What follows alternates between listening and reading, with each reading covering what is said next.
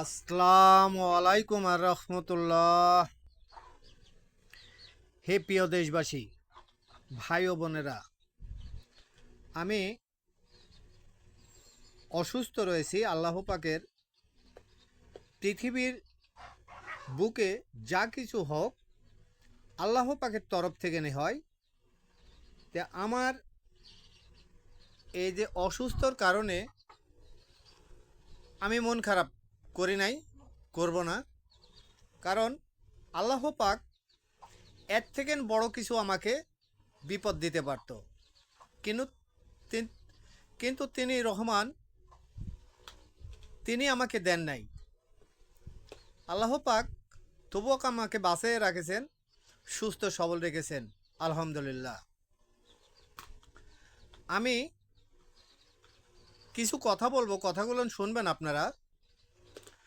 আল্লাহ পাক পৃথিবীর যেদিন কিয়ামত হবে, শেষ বিচারের দিনে আল্লাহ পাক জান্নাত জাহান্নাম দুটো স্তর, জান্নাতে এবং জাহান্নামে যেদিনে জান্নাতে জাহান্নামীদেরকে জাহান্নামে দেওয়া হবে, জান্নাতে দেওয়া হবে, সেদিন জাহান্নামী বাসীরা আল্লাহ পাকের কাছে বলবেন, হে বাল্লাহি,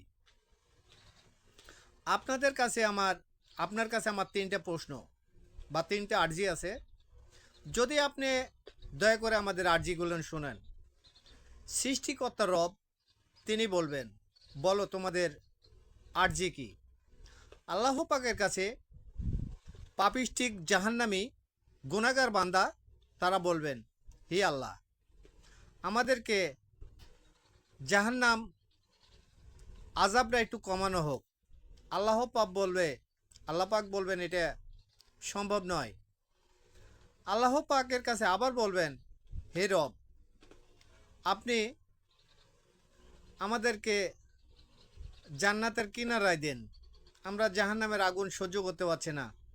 আল্লাহ পাক বলবেন এটাও সম্ভব নয়। আল্লাহ পাকের কাছে আরেকটি প্রশ্ন করা হবে, বাল্লাহি, আপনি জমিনের যে পাপিষ্টিক বান্দা আমরা দুনিয়ার বুকে আপনার কথা অমান্য করার কারণে আমাদেরকে জাহান্নামে দিয়েছেন, আমরা তবু কিছু না কিছু আপনার আমল করতাম, যাক আমাদের পুরে আপনি রাগ গোসা করে জাহান্নামে দিয়েছেন, কিন্তু জাহান্নামের আযাবটা একটু হালকা শীতল করা হোক।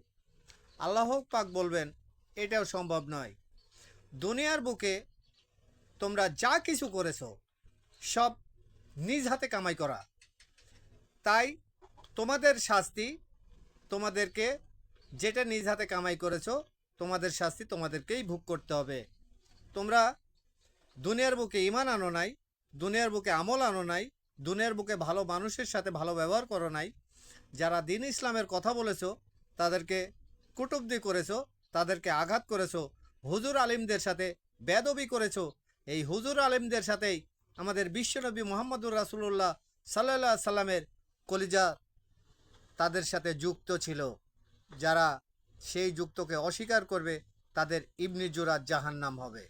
আসসালামু আলাইকুম ওয়া রাহমাতুল্লাহ।